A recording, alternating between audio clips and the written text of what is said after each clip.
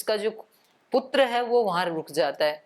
तो जब सारी अग्नि शांत हो गई, लकड़ियां जल चुकी, तो फिर पिता के शरीर को ऐसे शूल से उल्टा भी कर देता है। अगर कहीं बच गया हो कोई छोटा मोटा अंग, कोई हड्डी पसली कोई बच गई हो, तो उसको यहाँ कहा व्यतिशम, समासम व्यतिशम, इकट्ठा करता है, और व्यतिशम माने उलट देता है, उलट पुलट कर देता है। और फिर दहेत, फिर जला देता है। तो नैव एनम ब्रूयु, और कोई भी इसको ये नहीं कहता है पितृ हा असी, अरे तुम तो पिता के हत्यारे हो, जला दिया अपने पिता को, कोई नहीं कहता है। ना कोई कहता है मातृ हा असी इति, भ्रातृ हा असी इति, बहन स्वस्त्री हा असी इति, न आचार्य हा असी इति। तो ऐसे ही है। आपको कितना उपनिषद, रामायण, गीता, क्या क्या पढ़ा रहे हैं, और यदि मैं मर गई तो ऐसे ही आप लोग फुकाओगे मेरे को उठा के। ऐसा है ये संसार। स्वस्त्री हा असी इति, न आचार्य हा असी इति, न ब्राह्मण हा असी इति, प्राणो ह वै एव एतानि सर्वाणि भवति। क्योंकि ये शरीर माता पिता गुरुजन नहीं है, बल्कि प्राण के होने पर ही ये माता पिता गुरुजन आचार्य जन होते हैं। प्राण की महिमा है ये। प्राणो ही एव एतानि सर्वाणि भवति, स वा एष एवं पश्येत नैवं मन्वान एवं विजानन नातिवादी भवति तम चेत ब्रूयु अतिवादी अस्मि इति ब्रूयात् न अपहनुवीत। कह रहे हैं कि इस प्रकार से यहाँ प्राण पे आकर के ये यात्रा जो है थोड़ा सा यहाँ विराम लेना चाहिए। प्राणो ही एव एतानि सर्वाणि भवति, ये जितने भी रिश्ते नाते हैं ये सब किसके कारण हैं? प्राण के कारण हैं ये। स वा एष एवं पश्येत न एवं मनवान एवं विजानन। तो कह रहे हैं जो नाम से लेकर के और ये प्राण तक की जो यात्रा हमारी चली, कि उससे भी बड़ा ये है, उससे भी बड़ा ये है, ऐसे जो 15 खंड तक ये यात्रा चली, तो इसमें स वै एष एवं पश्यन्, तो वह यह इस प्रकार देखता हुआ, किस प्रकार देखता हुआ? प्राण का ही विस्तार है ये सारा संसार, ऐसे देखता हुआ, एवं मनवानः, इसी प्रकार मानता हुआ, एवं विजानन, और इसी प्रकार से उस ब्रह्म को जानता हुआ, एवं विजानन अतिवादी भवति है। कोई कहे कि भाई तू तो अतिवादी है। अतिवादी मतलब तेरे को बताते हैं कि इसको ब्रह्म समझ करके इसकी उपासना कर, फिर तू पूछता है इससे भी कुछ बड़ी चीज है क्या, तो मेरे को वो बताओ, इससे भी बड़ा है क्या वो बताओ। तो आप तो अतिवादी हो गए, पूछते ही चले जा रहे हो, रुकते तो हो ही नहीं। तो पहले इतना बता दिया, उसको तो ब्रह्म समझ करके उसकी तो उपासना करो, पूछे ही चले जा रहे हो, तो आप अतिवादी हो। तो कह रहे हैं उस व्यक्ति को ये कहा जा सकता है तम चेत ब्रूयु अतिवादी असि। उसको यदि कोई कहे कि आप तो अतिवादी हैं, वो व्यक्ति कहेगा कि अतिवादी अस्मि इति, हाँ मैं अतिवादी तो हूं, आगे आगे पूछ रहा हूं इसलिए अतिवादी तो हूं, लेकिन न अपनुवीत, लेकिन कोई केवल पूछने के लिए नहीं पूछ रहा हूं। उसको कहा जाता है बकवादी, बकबक करने वाला। तो एक दो तरह की जिज्ञासाएं होती है ना, एक तो व्यक्ति उसको न्याय दर्शन में कहा है वितंडा, वाद जल्प वितंडा, 3 प्रकार से कथाएं होती है ना। वैतंडिक होता है, वो बस उस व्यक्ति की बात को काटता चला जाता है। एक तो जल्प होता है, जल्प में होता है कि दूसरे व्यक्ति को हराना है किसी भी तरह से, येन केन प्रकारेण उसकी बात को हटाना है। एक होता है वितंडा, उसमें उसको अपना कोई पक्ष रखना नहीं है, बस जो दूसरे ने बोला उसको काट देना है, वैतंडिक बोलते हैं उसको। ऐसे लोग आपको अपने आसपास ही मिलेंगे, यहीं कहीं बाहर जाने की जरूरत नहीं है। कुछ बातचीत करते हैं वाद के रूप में, वाद मतलब सत्य के अन्वेषण के रूप में, कि भाई इस पे चर्चा कर लेते हैं क्या करना चाहिए, उसको कहते हैं वाद। कुछ आपस में बातचीत करते हैं दूसरे को नीचा दिखाने के लिए, उसको कहते हैं जल्प, क्योंकि उसमें उसको अपने पक्ष को ऊपर रखना होता है। एक होता है वितंडा, अपना कोई पक्ष नहीं, बस दूसरे ने जो बोला। आप कभी ट्रेन में आपने सफर किया हो, बस में किया हो, हमने खूब सुना है ऐसे। हम बैठे हैं वहां पे, कोई दो व्यक्ति आए और कोई भी चर्चा शुरू कर दी। आजकल राजनेता ऐसे हो रखे हैं, तो एक व्यक्ति ने कुछ बोला तो दूसरे ने तुरंत काट दिया। फिर उसने वकीलों के बारे में कोई चर्चा शुरू की, कोई काला कोट पहने हुए बैठा था वहां, उसकी बात को भी काट दिया। फिर मीडिया के बारे में चर्चा चली, अरे सब ये ऐसे ही हैं, ये सब ऐसे ही हैं। अब उस व्यक्ति से पूछे कि भाई तू अपना मत बता ना, बोले मेरा कोई मत नहीं, मतलब खुद का कोई मत नहीं, लेकिन दूसरा कोई कुछ भी बोले तो उसको काटना, बस उसको बुरा बताना। तो ऐसे लोग होते हैं, और ऐसे लोग होते क्या, हमारे में भी होते हैं। हमारी आदतें बन जाती हैं ऐसी कि दूसरा व्यक्ति कुछ भी बताए उसमें छिद्रान्वेषण करना, अच्छी बात के अंदर भी कुछ ना कुछ बुरा ढूंढना, तो उसको वैतंडिक कहते हैं। तो यहाँ अगर कोई इनको ये कहे कि भाई तुम तो पूछते ही जा रहे हो, अतिवादी हो, तो नारद कह रहे हैं अतिवादी तो हूं लेकिन बकवादी नहीं हूं, क्योंकि जिज्ञासा पूर्वक पूछ रहा हूं, करना है मुझे ऐसा इसलिए पूछ रहा हूं, केवल पूछने के लिए नहीं पूछ रहा हूं। देखो जब प्रश्न पूछते हैं ना, तो कई तरह से लोग प्रश्न पूछते हैं। एक प्रश्न वो लोग पूछते हैं जिनको कोई शंका होती है, वो समाधान चाहते हैं। एक प्रश्न वो पूछते हैं जिनकी कोई जिज्ञासा होती है, उसको शांत करना चाहते हैं।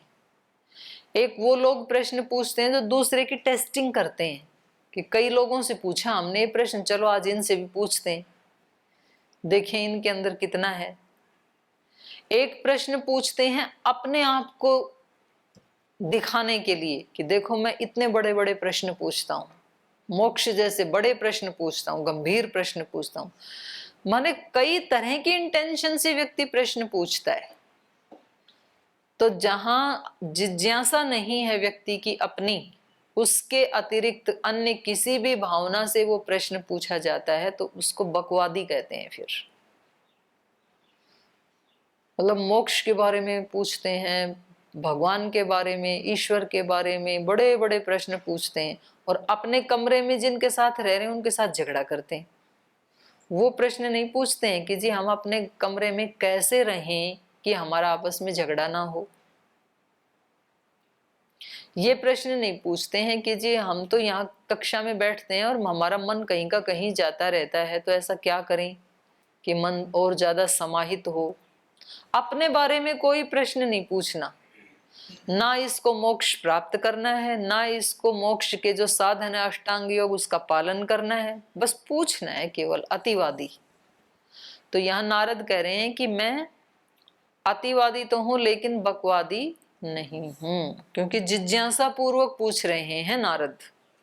अतिवादी अस्मि इति ब्रूयात न अपनोवीत। क्योंकि मैं छिपाता नहीं हूं, जो मेरे मन में जिज्ञासा आती है उसको मैं पूछ लेता हूं। तो मैं ऐसे ही कोई पूछने के लिए पूछ रहा हूं ऐसा नहीं है। एष तु अति वदति स सत्येन अति ददति। वदति होना चाहिए, सत्येन अति वदति ऐसे होना चाहिए। एष तु वा अति वदति। तो यहाँ पर ऋषि दे रहे हैं ये उत्तर, कह रहे हैं कि ये जो अति वदति आगे आगे बोलता जाता है, पूछता जाता है, तो यह सत्येन अति वदति। वास्तव में अतिवादी कौन है? जो सत्य के लिए पूछता चला जाता है, सत्य की खोज में ढूंढता ही चला जाता है, सत्य के बारे में पूछता है यदि, तो वो सच्चा अतिवादी है। बाकी तो जो पूछते हैं वो अतिवादी नहीं है बल्कि बकवादी हैं। बोलते हैं ना ऐसे, भाई बकवाद मत कर। हाँ, बकवाद मत कर मतलब निरर्थक बातें मत करो। तो वास्तव में अतिवादी कौन है? जो सत्य पर्यंत, जब तक सत्य मिल ना जाए तब तक उसको ढूंढता ही रहे, गुरुजनों से पूछता ही रहे। एष तु वह अतिवदति। वास्तव में तो अतिवादी वही है, यह सत्येन अतिवदति, जो सत्य के लिए बार बार जिज्ञासा ही करता है। सो अहम भगवः सत्येन अतिवदानी इति। तो इसलिए ये कह रहे हैं कि हे भगवान, मैं सत्येन अतिवदानी, माने मैं सत्य के कारण अतिवदानी बोलूं, अतिवादी बनूं, सत्य की खोज में ही मैं आगे आगे प्रश्न पूछता जाऊं, ऐसी ही मेरी इंटेंशन है, न कि आपकी कोई चेकिंग करने के लिए। सत्यम तु एव विजिज्ञासितव्यम इति। सत्यम भगव विजिज्ञास इति। तो कह रहे हैं सत्यम तु एव विजिज्ञासितव्यम, और सत्य को तो जानने की इच्छा करनी ही चाहिए। सत्यम तु एव विजिज्ञासितव्यम, सत्य को तो जानना ही चाहिए। ये तो मनुष्य जीवन का परम लक्ष्य है कि सत्य क्या है आखिर। सत्य का मतलब जिसका कभी नाश नहीं होता है। ये जितनी भी चीजें हमें दिख रही हैं, चाहे वो हमारे शरीर हैं, चाहे हमारे शरीरों से अतिरिक्त ये पेड़ पौधों के शरीर हैं, या ये नदी जंगल पर्वत आदि ये भी शरीर ही हैं, ये तो सारे नश्वर हैं, ये तो शाश्वत नहीं है। लेकिन इनके पीछे कौन सी ऐसी चीज है जो नष्ट नहीं होती है, वो ही सत्य है। शरीरों के पीछे कौन सी ऐसी चीज है जो नष्ट नहीं होती है? आत्मा है, तो आत्मा ही सत्य है। इस सृष्टि में ऐसी कौन सी चीज है जो सृष्टि की प्रलय होने के बाद भी नष्ट नहीं होती है? परमात्मा ही सत्य है। और वो रॉ मटेरियल जिससे ये सारा संसार बनता है वो नष्ट नहीं होता है, तो वो क्या है? मूल प्रकृति, तो वो भी सत्य है। तो उस सत्य को जानने की तो इच्छा होनी ही चाहिए, क्योंकि ये तो सब दिख ही रहा है, इसके लिए तो क्या प्रयास करना है। जो विजिबल है उसके लिए तो हमें कुछ भी नहीं करना, आंखों के सामने दिख ही रहा है ना। तो व्यक्ति का, आत्मा का पुरुषार्थ क्या है? दिखने वाले के पीछे जो न दिखने वाला है उसके लिए यत्न करे व्यक्ति, ये पुरुषार्थ है। सत्यम तु एव विजिज्ञासितव्यम इति। सत्यम भगवो विजिज्ञास इति। इसलिए हे भगवान, मैं सत्य जानना चाहता हूं, मैं सत्य का पुजारी हूं, उसकी खोज में हूं। मैं ऐसे नहीं पूछ रहा हूं मैं आपसे, बल्कि मैं सत्य को जानना चाहता हूं। यदा वै विजानाति अथ सत्यम वदति। क्योंकि जब कोई सत्य को या सत्य के महत्व को जान लेता है तभी वो सत्य बोल पाता है, उससे पहले सत्य नहीं बोल सकता है। सत्य की महिमा क्या है ये जब तक नहीं जाना तब तक व्यक्ति सुन तो सकता है कि सत्य बोलना चाहिए, बोल भी सकता है कि सत्य बोलना चाहिए, लेकिन स्वयं सत्य का आचरण नहीं कर पाता है। तो इसका तो तभी कर पाएगा जब वो सत्य को विशेष रूप से जान लेगा। यदा वै विजानाति अथ सत्यम वदति। इसलिए भगवान, मैं आपसे सत्य को जानने के लिए आया हूं, क्योंकि वैसे तो शब्द ज्ञान तो इनके पास बहुत था ही। सारे वेद, सारे विद्याएं, जितनी प्रकार की विद्याएं हो सकती हैं, केवल आर्ष विद्या ही नहीं, और भी भूगोल खगोल जितनी भी विद्याएं, सर्प विद्या, नक्षत्र विद्या आदि जो हो सकती हैं, वो सब तो इन्होंने पढ़ी रखी थी। तो कह रहे हैं कि वो पढ़ के भी मैं सत्य की खोज नहीं कर पाया। तो इसलिए जब मैं पहले जानूंगा विशेष रूप से सत्य के बारे में, तभी तो सत्य को प्राप्त करूंगा। और जब सत्य को जान लेता है तो फिर सत्यम वदति, तो इस सत्य को आचरण में ला पाता है, तभी सच बोलता है। यदा वै विजानाति अथ सत्यम वदति। जब ये सत्य को जान लेता है तो सत्य बोलता है। ना विजानन न सत्यम वदति। और सत्य को न जानता हुआ सत्य नहीं बोलता है। सत्य को जानता नहीं है इसलिए सत्य नहीं बोलता है। लौकी की महिमा को नहीं जानते हो इसलिए लौकी खाने में नखरे दिखाते हो। जिस दिन लौकी की महिमा समझ में आ जाएगी तो लोग 50-60 रुपए किलो भी खरीद के लाते हैं घर में, क्योंकि उनको पता है कि हमारा बीपी बढ़ा हुआ है और लौकी का जूस पीने से डाउन आ जाएगा, तो पी ले। उनको पता है हमारे को डायबिटीज है, तो इसलिए खीरा, करेला, टमाटर का जूस हमारे लिए हितकारी है। तो वो कड़वा होते हुए भी करेला उसको पी लेते हैं। लेकिन जिसको नहीं पता है, भले ही उसको डायबिटीज हो रखी है लेकिन पता नहीं है कि हो रखी है, तो वो उसको नहीं पिएगा फिर कड़वे वाले को। तो जब सत्य को जान लेते हैं तो सत्य बोलते हैं। न अविजानन सत्यम न वदति, जब नहीं जानते हैं सत्य को तो सत्य नहीं बोलते हैं। अष्टांग योग का पालन, इसकी महिमा को जो जान गए तो वो बिना बताए करते हैं, बाकी को तो फिर डंडे से हाँकना पड़ता है। और इसीलिए जो बहुत बड़ा ग्रुप होता है, जो स्वामी जी महाराज रोज एक बात कहते हैं ना कि आप सबको भीड़ का हिस्सा नहीं बनना चाहिए, भीड़ से बाहर आना चाहिए। क्योंकि स्कूल में, कॉलेज में, गुरुकुलों में कहीं भी भीड़ तो हो जाती है, तो भीड़ ही है फिर वो।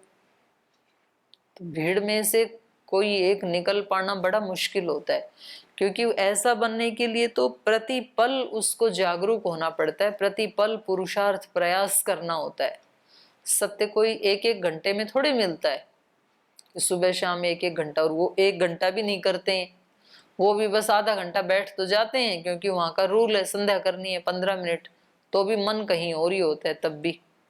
तो फिर तो क्या ही आशा करते हैं कि कभी सत्य का परिचय भी हो जाएगा हमारे से।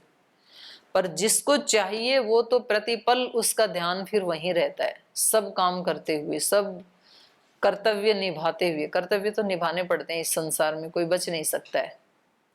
जिसको जो भगवान ने दायित्व दे दिया वो तो निभाना ही पड़ेगा, निभाना भी चाहिए।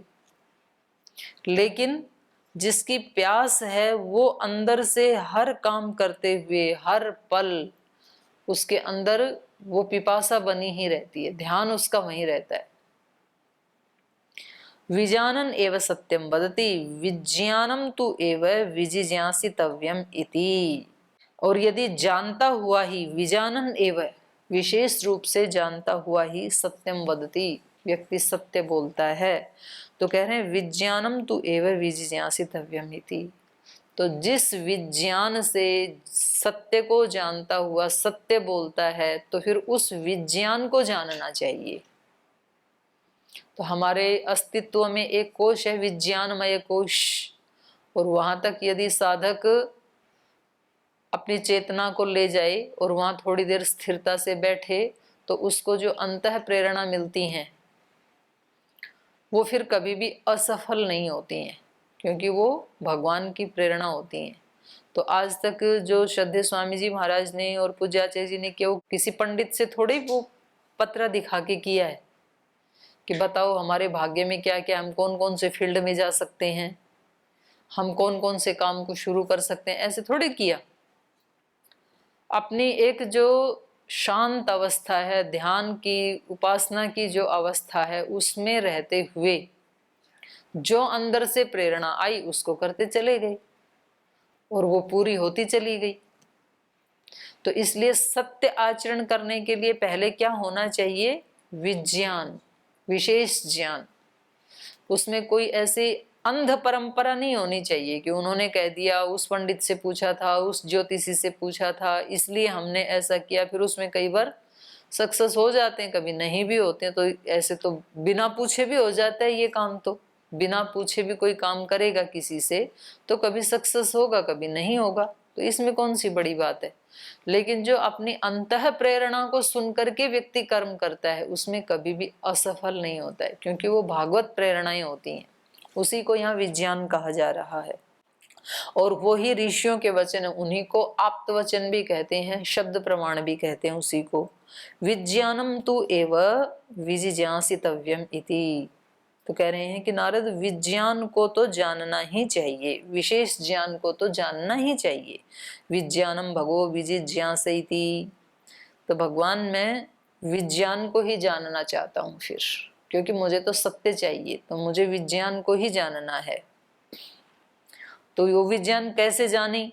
तो गुरु जी बता रहे हैं, यदा वै मनुते अथ विजानाति। सत्य कैसे आएगा? जब उसका मनन किया जाएगा। दही में या दूध में घी है, लेकिन घी दिखेगा कब? मंथन किया जाएगा, उसको बिलोया जाएगा। मंथन नहीं करेंगे तो घी कभी नहीं मिलेगा, लेकिन घी तो है, ये गारंटी है, इसका स्वभाव ही है ना। तो सत्य तो है, लेकिन सत्य हमें प्राप्त कब होगा, हमें सत्य की अनुभूति कब होगी, जब हम अंदर से चिंतन मनन करेंगे।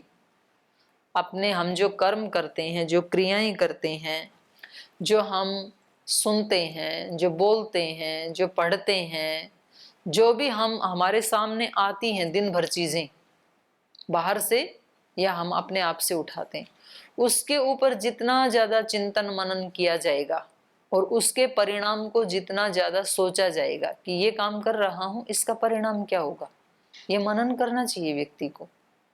क्यों कर रहा हूं प्राणायाम, क्या होगा, यज्ञ क्यों कर रहा हूं, इससे क्या मिलेगा, कक्षा में बैठ के उपनिषद क्यों पढ़ रहा हूं, रामायण क्यों पढ़ रहा हूं, यहाँ आया क्यों हूं मैं पतंजलि में, यहाँ क्या किया जा सकता है।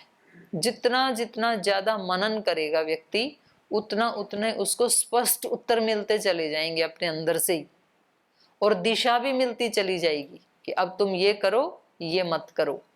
गुरु और भगवान हमारे अंदर ही होते हैं और वो हमें हर कदम के ऊपर प्रेरणा देते हैं, ऐसा करो, ऐसा मत करो। स्थूल रूप से कभी गुरु मिल जाए बहुत अच्छी बात है, सोने में सुहागा है, वरना तो गुरु और भगवान अंदर ही होते हैं और वो प्रेरणा देते हैं हमें।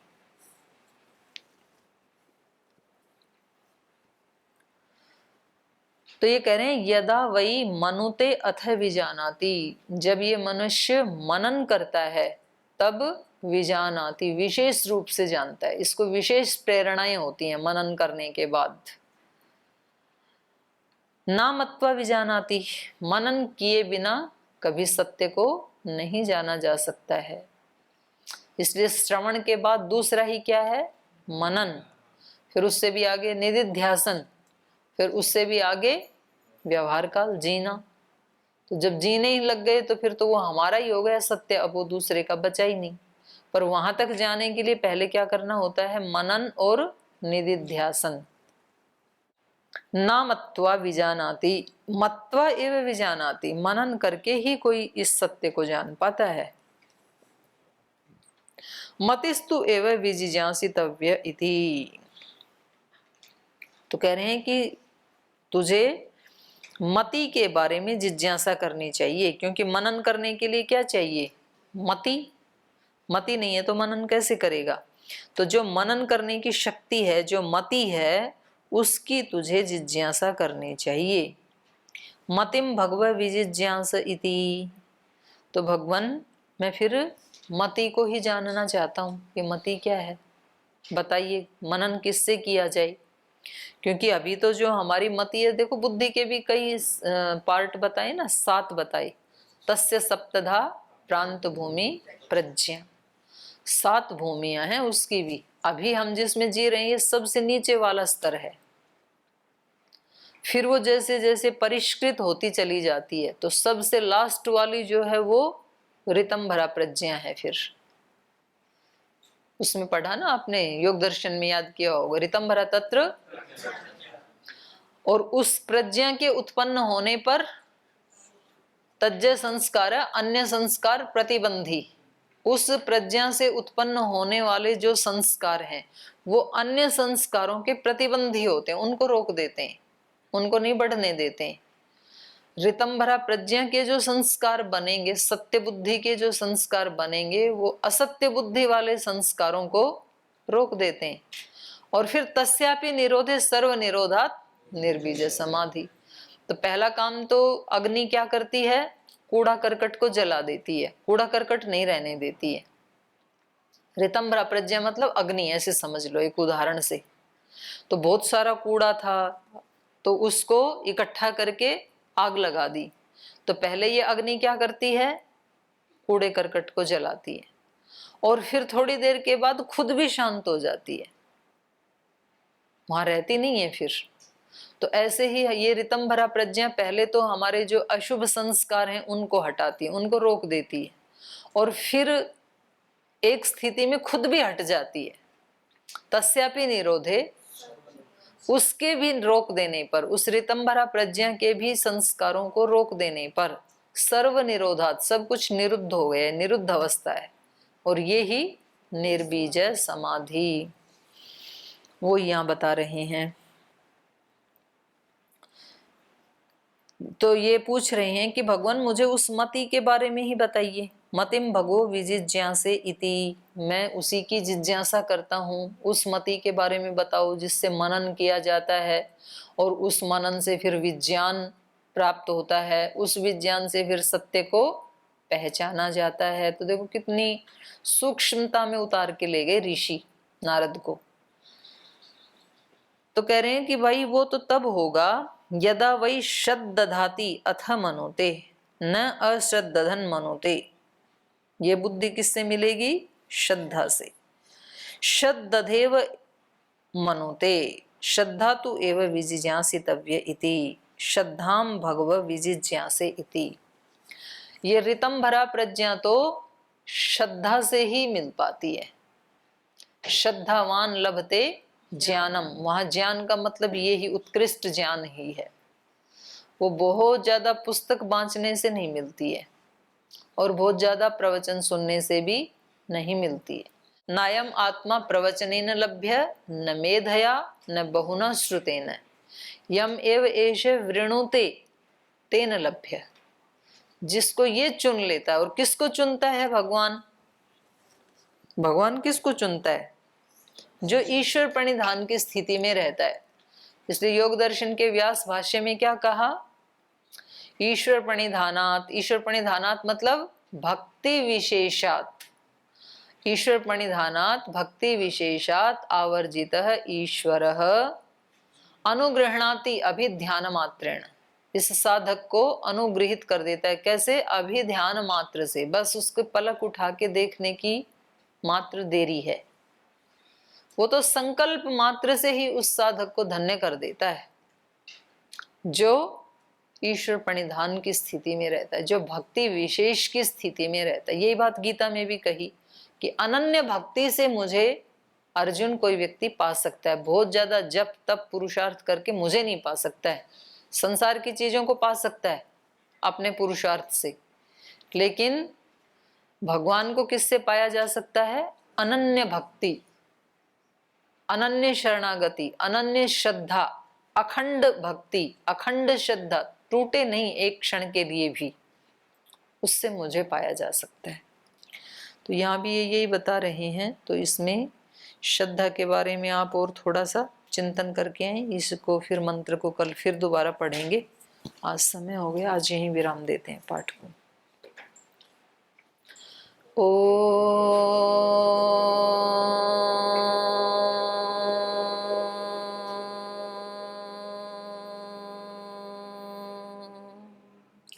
शांति शांति शांति। श्री गुरुभ्यो नमः।